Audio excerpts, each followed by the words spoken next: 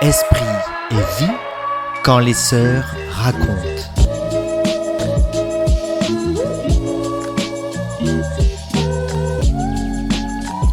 Aujourd'hui, nous sommes en compagnie de Madeleine, sœur Madeleine, fille de la Croix. Cette année, elle fête ses 100 ans. Un siècle d'une vie jamais facile, mais toujours tournée vers les autres, et notamment les jeunes. Au fil de son récit, nous découvrons son enfance, ses missions, son rapport à la prière, avec une légèreté qui nous éblouit. Pour les jeunes d'aujourd'hui, elle apporte un message essentiel. Bonne écoute de cette sœur qui raconte. Bonjour Madeleine. Bonjour Marie-Christine. Tu vas nous parler un peu de toi aujourd'hui ? Si tu veux, je vais te dire comment j'ai connu les filles de la Croix. J'ai connu les filles de la Croix à cause du décès de maman. J'ai perdu maman, j'avais 9 ans.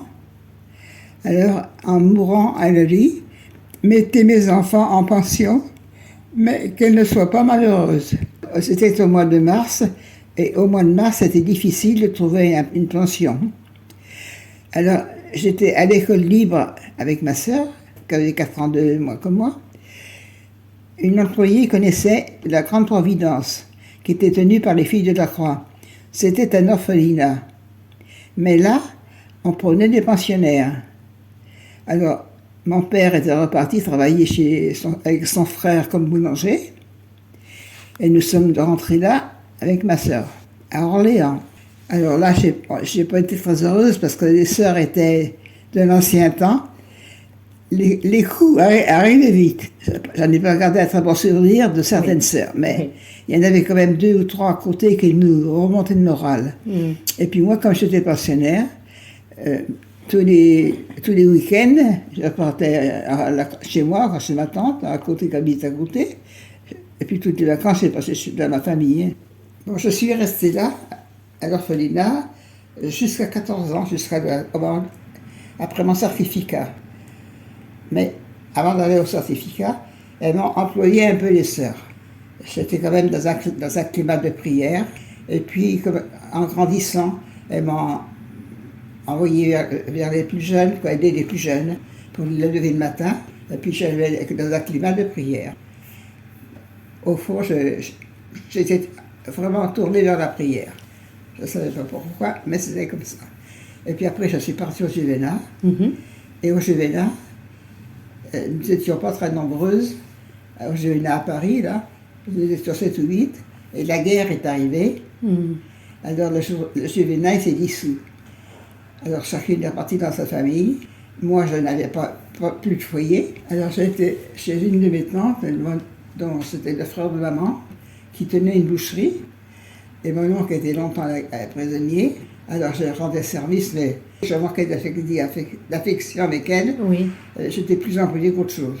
Et puis après, je suis restée plusieurs années avec elle. Mais au fond de moi, j'avais tout mon désir de me donner pour les enfants qui n'étaient pas très heureuses. Après le Juvénat, je suis restée avec ma tante à la boucherie. Alors, je suis restée très, très longtemps. Alors, elle a dit que je voulais partir. Alors, c'était terrible. Alors, mon grand-père maternel a dit on n'a pas le droit de l'empêcher de faire ce qu'elle veut. On n'a pas le droit de l'empêcher de faire Ah, c'est dur. De faire ce qu'elle veut. Si elle peut partir, elle part. C'est lui qui t'a défendu. C'est lui qui t'a défendu. Et oui, puisque papa n'était pas là, il dit maman. Non, puis il a plus de voix que mon père, quoi. Quand j'ai annoncé ça, je suis restée quelque temps à la Providence avec mes sœurs pour m'en préparer. Et je suis partie de Vicia. Et en fait, ce qui t'a poussé à rentrer pour devenir sœur, c'était d'aider ces enfants. Ah oui, ces enfants qui... Des enfants et puis des enfants malheureuses. Oui. Comme j'ai perdu maman de bonne heure. Oui. Eh bien, il m'a manqué quelque chose. De l'affection maternelle. Oui. Je n'ai pas été délaissée, non. Oui. Mais... ça a manqué. Ça manquait. Et ça, tu voulais le rendre. Oui. Voilà. Et c'est comme ça que tu es devenue sœur. Oui. Voilà. Leur donner ce que moi, je n'ai pas eu. C'est ça. Par ta vie. Pas mal.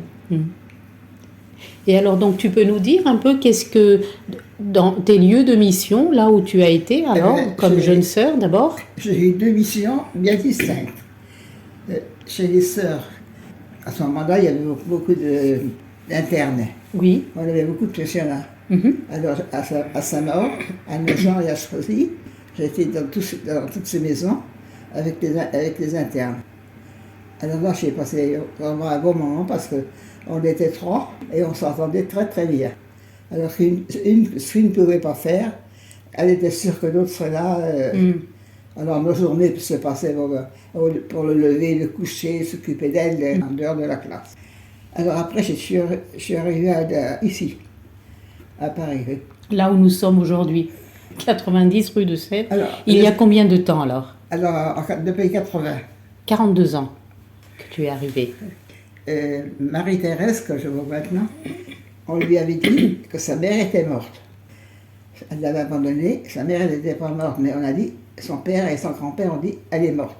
Et moi quand je l'ai connue, elle avait 6 ans. Jusqu'à 6 ans, ils l'ont mis en pension là. Bon, ben, on faisait que sa mère était morte, sa mère était morte. Puis un beau jour, elle m'amène, je vois l'endroit comme une furie. Vous êtes comme les autres. Maman était morte et vous ne m'avez jamais rien dit. Vous êtes comme les autres. Alors je me suis dit, depuis, elle se fait une idée sur nous. La parole de cet enfant t'a marqué. Ah oui. Elle t'a touché et c'est encore présent chez toi Ah aujourd'hui. Oui. Qu'est-ce que ça a dit? Pourquoi ça t'a touché autant? Ben parce que je me suis dit, elles ont une idée sur nous. Oui. Et la preuve, on peut les décevoir. Décevoir des jeunes, des enfants. Oui. Et alors, comment ça a continué cette histoire avec elle? Elle est partie, elle n'a pas voulu rester chez nous. Elle est partie pendant des années, je l'ai pas revue. Puis alors après, il y avait une question d'un héritage. Qu'est-ce que vous pouvez assurer qu'elle était fille unique? Avec quoi? Alors elle m'a recherché chez le notaire, quoi. Et puis après, je crois que j'ai lu un peu avec son mari. Et après, je l'ai plus revue. Pourquoi elle est reparue il y a 4 ou 5 ans? Après plus de 40 ans, elle se remet en lien avec toi. Ah oui, oui. Voilà, et elle te téléphone et... Elle me téléphone et... Donc ça t'a marqué. Oui. Est-ce qu'il y a d'autres histoires, d'autres vies dans ta mission qui ont été importantes? Et qu'est-ce qui t'a permis de tenir? La prière. Dans les pensionnats, on était très unis entre nous. L'unité dans la communauté et la prière. C'est ce que je trouve qu'on ne trouve pas maintenant, l'unité de la communauté. Oui. Mais là-bas, à ce moment-là, c'était différent avant. Ah oui. Qu'est-ce que tu peux dire de la prière? C'était la prière, toi, que tu prenais personnellement? La prière personnelle, oui. Oui. Je suis une petite prière qui jaillit. Est-ce que tu peux nous dire un mot un peu plus sur comment cette prière t'a permis de tenir toutes ces années? Je ne peux pas te dire. Et en quoi ça t'a aidé? Ou comment tu priais pour dire à ces jeunes qui nous écoutent, comment ta prière t'a aidé? Il est avec nous. Hein. Il est avec nous. C'est cette confiance que tu as. Simple, une confiance simple. Il y a des signes de sa présence qu'on ne voit pas, et que l'on voit après. Et dans ces moments difficiles, par exemple, suite à la parole de cet enfant, ça t'a marqué, ça t'a fait mal? Ça m'a fait mal. J'ai dit, au fond, on a raison. J'ai dit, quand on parle à quelqu'un, quel est le sens de notre parole? Est-ce qu'on lui dit vraiment la vérité ou qu'on arrange notre... Et là, la prière a été importante pour toi, pour dépasser cette souffrance? Ah oui. Mais ça... Quand je la revois, des fois, je pense aussi, elle s'est plaquée dans moi, là. Elle avait 11 ans. Et elle t'a dit cette parole qui te rejoint encore aujourd'hui. Ah oui. Oui. Qu'est-ce que ça te dit, ça, par rapport à la relation que les sœurs doivent avoir avec des enfants, avec des jeunes, avec toute personne? Eh ben, moi, avec toute personne, avec les enfants, il faut d'abord les respecter. Et puis, pas leur poser de questions. Moi, je vois, s'ils vous disent quelque chose, ne pas leur dire « et quoi ?» Sur leur vie privée. Moi, je vois certains professeurs que je connais jeunes qui m'ont parlé, mais ils me disent des choses maintenant. que l'on n'a jamais dit avant. Alors donc, ces personnes, elles jettent un regard sur nous avant de nous faire confiance. Donc l'importance d'écouter, d'accueillir, Oui. sans poser de questions. Sans poser de questions. C'est ça. Pour toi, ça c'est un conseil important. Ah oui, oui. Tu as d'autres anecdotes de missions que tu as vécues qui t'ont touché? Ben oui, on allait loin celle-là. C'était du temps de M. Delem. Alors c'était il y a longtemps, parce que il avait entendu dire que les enfants, que dans une classe, ils voulaient faire le bazar pour embêter un professeur, Un étudiant, un élève. un élève. Mhm. Alors il a fait une petite enquête, Mhm. il a trouvé que c'était vrai. Alors donc, il était dans la classe faire son bazar aussi, lui, Oui. pour lui dire que si vous le faites, vous prendrez la porte et vous ne la prendrez pas pour remonter. Alors il m'a dit, faites attention, si à telle heure, mettez-le à la porte, ça rentre bien. Là, un élève qui est habillé n'importe comment, je lui dis, attends, on discutera après. Alors j'ai dit, écoute, je ne te veux pas te laisser rentrer, habillé comme tu es. Ah, vous êtes sympa, je vous promets, je ne ferai rien, vous êtes sympa, je ne ferai rien. Non. Alors j'ai dit, bah, écoute, tu réfléchis. Tu passes et puis après tu sais ce qui t'arrive, ou alors tu penses à tes parents. Ou tes parents ont-ils trouvé une classe, une école, quoi. Une école maintenant, en cours d'année, et c'est pas sûr que tu seras admis, parce que en cours d'année, les directeurs se communiquent pour avoir des renseignements sur la dette qui quitte. Alors donc il s'en va, il revient bien. Alors vous êtes content maintenant? Ils étaient mieux habillés. Oui, mais alors ce qui est beau, c'est qu'il habitait très loin, et au bout de 10 minutes, il était revenu. Alors il avait dû préparer son truc, puis c'est tout, puis j'ai entendu parler de rien. Et 2 ans et demi après, je me préparais pour rentrer, parce que je restais à l'école 35 ans, 40 ans employé. J'étais employé salarié. Alors en face, un garçon qui arrive en courant, je dis, qu'est-ce qu'il veut celui-là, je suis toute seule. Tout le monde était parti, il était 6 heures. Ah, vous êtes toujours là? Oui, je suis toujours là. Ah, que je suis content. Je suis passé dans le quartier, j'ai fait un grand détour pour voir si vous étiez toujours là. Je venais vous dire merci. J'ai dit merci de quoi? Alors il m'a dit, je suis à tête, nanana, et il me raconte l'histoire tous les deux, notre biologue. Et puis il dit, vous voyez, hein, j'ai bien fini mon année, et grâce à ça, je ne sais pas dans quelle faculté il était, et j'y suis très bien, ça marche très bien. Et il m'a dit, combien de fois j'ai pensé à vous pour pouvoir vous dire merci. Là, à l'école, j'ai toujours été en bonne relation avec le personnel. Ils m'ont aidé à vivre ma mission, par leur écoute, par leur gentillesse, par le bon contact. Toujours en bon rapport. Finalement, quand tu es rentré chez les sœurs, tu voulais aider les enfants les plus pauvres, ceux qui étaient seuls, qui ont manqué d'affection, un peu comme toi. Et à travers ces 2 exemples, ça, tu l'as vraiment vécu? Oui. Est-ce qu'il y a d'autres choses qui te viennent comme ça? Non, à l'école, en particulier, c'était surtout l'école, là. J'étais à l'accueil. Alors je recevais des gens qui rentrent, coup de téléphone, je préparais les factures, tout, c'était plus administratif. Dans ces 2 endroits, j'ai été très heureuse, j'ai toujours eu des bonnes relations. Que les jeunes ne vivent pas sur eux-mêmes, oui. Mais qui regardent autour d'eux ce qu'ils peuvent faire pour les autres.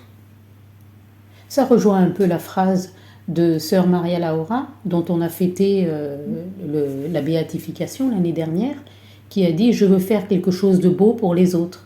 Et c'est un peu ce que tu dis aux jeunes qui regardent autour d'eux. Qui se tournent vers l'autre. La prière pour toi, Madeleine, a été importante, et notamment dans des moments difficiles. Qu'est-ce que tu pourrais dire de la prière pour les jeunes aujourd'hui? Qu'ils fassent confiance au Seigneur, car le Seigneur est là près d'eux, même s'ils ne le voient pas, mais il est là et qu'il leur prend la main pour les aider à avancer sur le chemin. Ça, c'est une belle parole et une belle image de Dieu, du Seigneur qui est à côté d'eux. Oui. Et tu les invites à vivre cette confiance. Ce n'est qu'après qu'ils peuvent réaliser. Alors Madeleine, tu as des personnes qui viennent t'aider ici? Ben oui, j'ai un kiné qui est papa de 3 enfants. Il est heureux quand je lui demande des nouvelles de ses enfants. Je vois sa joie sur son visage, et en particulier son aîné qui vient de faire sa promesse de louveteau. On voit sa joie. Et je m'intéresse surtout aux enfants quand je les vois. Ça leur fait plaisir, quoi. Et puis aussi, j'en ai une il y a quelques mois, une aide-soignante qui voulait partir pendant quelques mois à Madagascar, chez les pauvres. Elle t'en a parlé, elle s'est Elle m'en a parlé. Et quand elle partait, comment elle préparait son voyage. Et puis quand elle est partie, bon, j'ai demandé des nouvelles à ses compagnes, qui étaient heureuses de m'en donner parce qu'on en avait.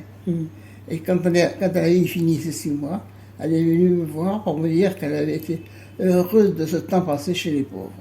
Moi, j'ai vu comment les jeunes de maintenant, même si elles ne sont pas très croyantes, elles ont en elles un idéal qui les pousse vers les autres. Et il y en a pas mal hein, que je côtoie. En communauté, je ne vois personne croyante qui va prier pour les sœurs tous les jours à l'église de la Madeleine. Mais elle m'a dit, mais qui sont vos fondateurs? Bien sûr, il y a Maria Laura, mais avant, il n'y a pas qu'elle. Alors, j'ai cherché un fascicule de Saint-André-Hubert et puis de Sainte-Élisabeth. Je l'ai préparé, mais je ne l'ai pas revu encore. Elle est arrivée, c'était le commencement de la messe. Alors, une fois qu'elle m'avait fait lever, elle a dit, dépêchez-vous, la messe n'est pas finie. Dépêchez-vous de descendre, la messe n'est pas finie. Elle était attentive. Alors après, elle me dit, allez, dépêchez-vous de descendre. Et Madeleine, pour des jeunes qui se posent la question d'un engagement à la vie religieuse, au sacerdoce ou au mariage, qu'est-ce que tu aurais envie de leur dire? De compter sur le Seigneur, le Seigneur est avec eux, et lui faire confiance. S'ils se trompent, le Seigneur est là. Ouvrir les yeux sur ce qui se passe autour de nous, pas replier sur nous-mêmes. Et toi, c'est ce que tu as vécu et cette année, au mois de juin, tu vas fêter tes 100 ans. Oui. Et alors, 100 ans de vie, de joie, de beauté, oui. De défis, probablement. Qu'est-ce que tu dirais? 100 ans, c'est extraordinaire. Ça passe vite, 100 ans. Ça passe vite, 100 ans. Je ne me rends pas compte. Tu te rends pas compte. Quand j'avais une personne de 80 ans à côté de moi, je dis que c'était vieille. Aujourd'hui encore, tu dis ça. J'ai eu beaucoup de joie l'autre jour, quand on a fêté les fondateurs, j'ai revu une fille que j'ai connue à 3 ans ici. À l'âge de 3 ans, elle. On était contents toutes les deux. Et oui. Et maintenant, les professeurs montent. Il y avait toute sa famille, mais elle était là. Je dis, c'est toi, Isabelle. Voilà. Bon, ça c'est une belle parole. Hein, se tourner vers les autres et savoir que le Seigneur est à côté de nous. C'est pas sur le moment qu'on se rend compte. Non, c'est après. C'est après. Et comment on s'en rend compte après que le Seigneur était là? Comment c'était pour toi? Quand on relit quand on relit ce qui s'est passé, on se demande pourquoi. Quand on regarde un peu en arrière, ce qu'on a traversé.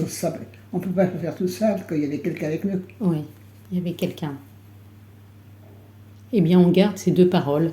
Le Seigneur qui était à côté de nous, on s'en rend compte après, et puis faire quelque chose pour les autres, ne pas rester replié sur soi. Ça, c'est une invitation que tu lances pour les jeunes, de s'ouvrir. Et finalement, pour dire que 100 ans, ça passe vite. Merci Madeleine pour ce témoignage. C'était Sœur Madeleine dans la série Esprit et Vie, les sœurs racontent.